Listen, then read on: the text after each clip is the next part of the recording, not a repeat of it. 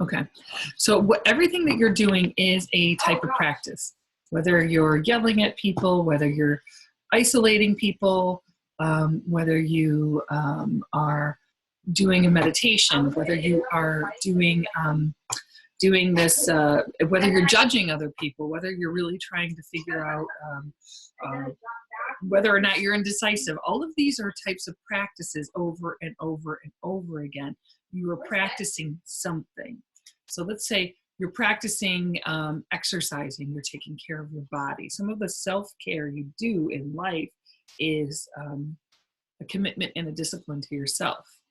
The commitment and discipline that you have not only is for what you are practicing to be good or what you think you should be doing, but it's also a practice of what you are doing. So if you are yelling, and I know I just use those words, but I'm going to be using some of them again. If you're yelling at people, if you are refusing to be cooperative with people, these are all practices that are then turning into habits, which then turn into who you become in the world and how other people will find you. So I really want you to take a look at what you're doing without a judgment on it, because what happens is we get in judgment and we get into those places where we don't think we're good enough, we don't think we're worthy enough, strong enough, capable enough, or that we can change anything. So we think, I should be doing this, I should be doing that, I should. And we get caught in this head game of what you should do and how you should do it.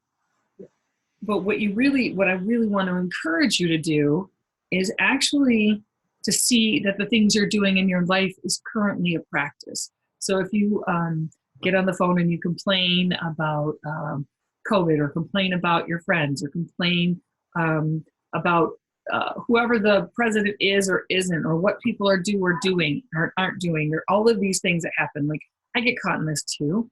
This happens, like, I say it to you, it's definitely for me. I get caught in egoic structures, and one of them is, how do you, what is your practice?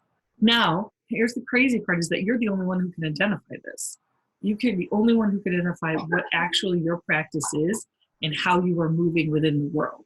So if you're finding a way, like if you're finding that the people around you are not wanting to talk to you, are trying to change the subject from when they're talking to you, moving away from having conversations with you, you really need to take a look at yourself and say, how am I a part of this? What is my daily practice that isn't shining like,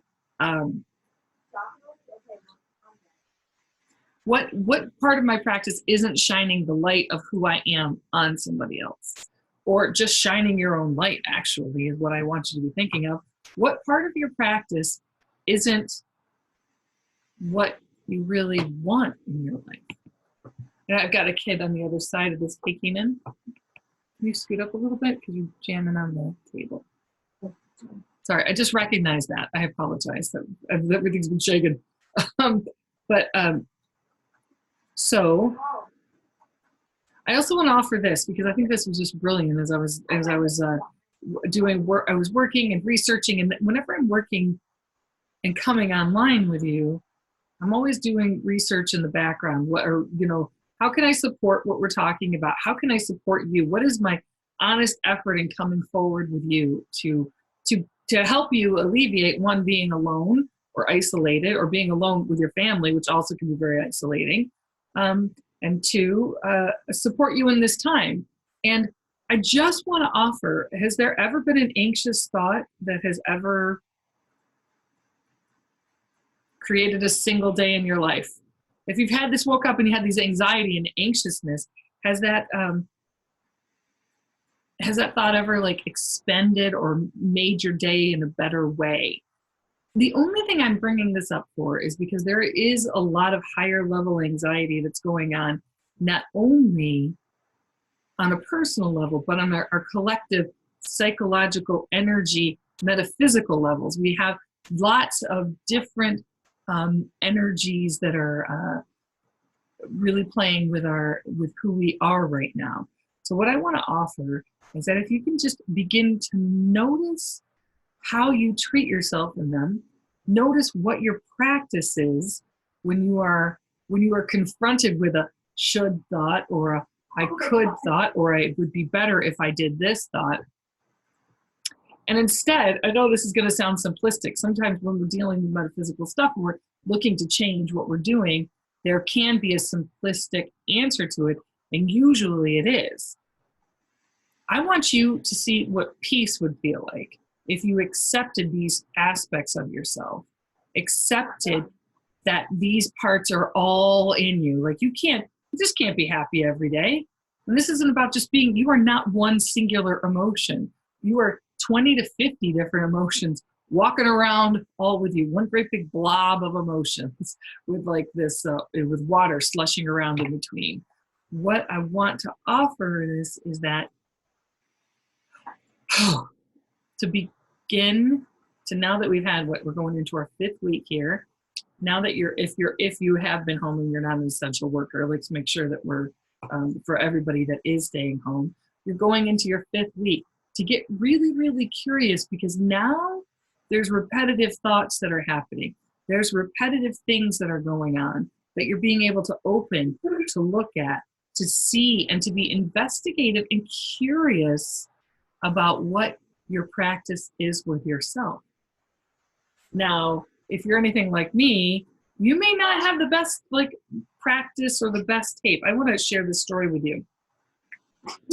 I had actually, Beth is watching. I think she's still watching right now. Hi, Beth. And actually, when I moved back from Colorado to Michigan, one of the things that happened is Beth was working at a place that had been experiencing some, let's say, paranormal things. You know, I went there and was able to actually read some people, and it was a father. There was a father that was coming through for one of the people that worked there.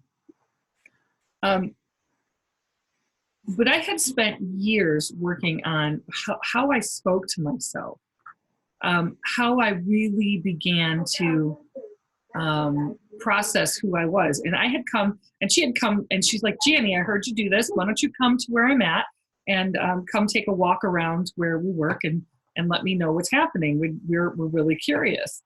So as I was driving there, we got a little stunned, because what ended up happening is I started recognizing that the tape I was playing in my head, the voice in my head, had changed, had actually shifted into supporting my experience, shifted into me isolating myself and beating myself up. I'm not saying like that's done. I'm not saying that at all. It's for sure not true.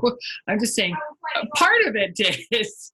Part of it alleviated what was happening and what I was telling myself, so that I can begin to move forward in a new way. I hope that makes sense, because one of the things that I think is important is getting curious about what you're telling yourself. And I'm going to say it again. If you have been home, or if you have been we are getting, it's a perfect time. It's such the perfect time just to get curious, not to do anything, but just to get curious about how you're feeling about yourself within this world right now. The more that you're able to recognize, oh, this is how I normally do things. This is how, this isn't with any external stuff, and I'm still feeling this way. I wonder if I can just hold on to that thought and maybe integrate it into a part of my life and a part of my being. So we still are going to be talking about resistance the rest of this week. It's a really important topic. What I don't want you to do is try and change anything right now. What I want you to do is just hold your space, notice what is happening, and hold on to just recognizing how you're practicing how you're practicing in that is so true, Krista. That's exactly what the universal mom snap of be quiet. You're exactly right. So I'm going to tell you something funny. So as I work, I do that. I have all these meetings all day, and I also have these headphones that go like this. I don't know if you can hear it. I'm going to put it. My microphone is I can hear that. So all this snapping. So every single time I open this up, every single time I open up this, the kids will go, "Oh my God, what, Mom?" And I'm like, "Oh, I was just opening up my AirPods, sorry." So I want to get back to, so what we're really trying, what I want, really wanting to see and have you think about right now is your spiritual practice is directly connected to what tape you're playing, the negative thoughts or the positive thoughts, whatever they are, they can be positive, but how you move in this world is directly affected by your practice, that spiritual practice of how you talk and speak to yourself. It's important to recognize it. Now, if you can recognize it and say, "Hey, you know what, Janie, I'm just negative with myself all the time." It's important for you to know and be curious about it so that you can then say, "You know what, I'm going to try and shift maybe 20% of those thoughts and ideas, or 30% or 40%. We're going to start doing a different spiritual practice." So what I would like you to do, and what I'd like you to do is take 5 minutes every day right now. And especially, actually, if you could even do it twice a day, so 5 minutes in the morning and 5 minutes in the night, and just begin to take 5 minutes of quiet. Just relax, quiet yourself in your space, and begin to listen to what you're telling yourself. It may surprise you, it may not surprise you at all, but I really want you to, I really want to challenge you to do that, okay? 5 minutes in the morning, 5 minutes at night, sit, breathe in. So one of the ways you can do that is breathe your breath in and out, in and out. And why in the world do I talk all about all these feelings? Why? I talk about your feelings, because if you do not deal with your feelings and your emotions of where you're at right now, you will not be able to decipher spiritual guidance between your own, or actually it's not even your own, because usually when you have these self-tapes, it's what somebody else told you you are and you just believed at a young age. So if you don't challenge these thoughts, if you don't challenge them, the guidance you're going to be coming in is going to get a little garbled up in your like internal antenna is going to be all wonkified, because it can't be straight, because it's still so bucked down in different ways with kinks and turns and curves that aren't really yours. So 5 minutes twice a day. I like that wonkified, kinked up antenna, because when you start to deal with their emotions, what am I going to do? I'm like moving around all over the place. All I keep seeing is like 3 or 4 different versions of my arms everywhere. So you deal with your emotions. You deal with right now, you just get curious about your emotions. You don't try and change anything. Get curious and begin to notice your path and notice how you're talking with yourself, so that you can then begin to change your practice. Now, what you're doing, whatever practice you're having right now, I just want you to identify it. Like, oh, I noticed that in the morning I'm like a little negative because I didn't get enough sleep. I noticed that that blah blah blah, negative, kids negative. If you're seeing like you're ticking off all these negative things and it's not going to be the best practice for you, not the best self-care. So that's what I have tonight for you about resistance. And then tomorrow, I would love to have you share some of your ideas about self-practice and what that looks like for you, what your practice looks like. Because we're all practicing something. Either we're practicing selfishness, or part selfishness, or happiness, or scaredness, or anxiety. We are doing a perfect practice. Now, here's the deal. You can never really get perfect. We as humans are perfectly imperfect, and we will always be that way, because that is the system, and that will not change it will not change. But how you deal with your own internal world is what is going to shift, and how you're going to get sharper on understanding who you are and what you are to do in this world. Okay, so see light, be light. And until tomorrow, I will see you guys later. I've got so much to do now, so take care of yourselves. If you have any questions, please definitely direct message me them. Oh, I have 2 announcements. Okay. So today is Thursday the 16th. Yep, it's Thursday the 16th. It looks like for right now, I'm shooting for my conversation with Ms. Susan Redwine. That will be Tuesday the 28th. She's a near-death experiencer. She is going to talk about some of her experiences and what she's learned from them, and how it can get better. This Saturday, I have a 2 p.m. group. Anybody who's emailed me, I will definitely get a hold of you and let you know. But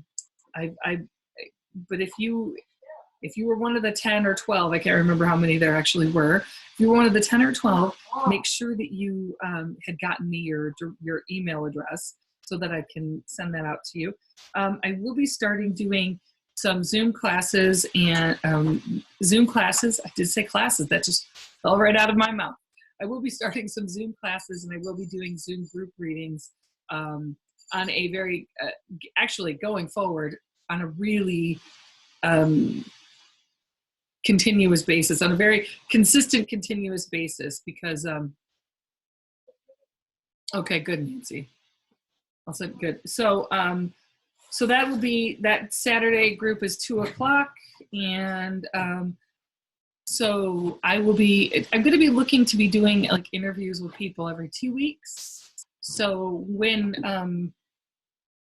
COVID-19 is over and we're done, and I'm done self-sequestering, I will stop going every day, and I will start pulling back, and then you're just going to have to come to groups at Earth Elements when it opens back up, and Sal's Italian Restaurant when it opens back up. And I think that's all I have for everybody tonight. But I really appreciate you being here. I'm so glad to be talking with you about resistance.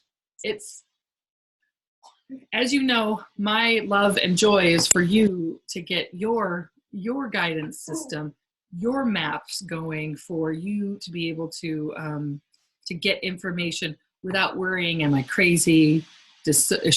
Was what somebody else is thinking about me true? Should I be doing this? Should I not be doing this?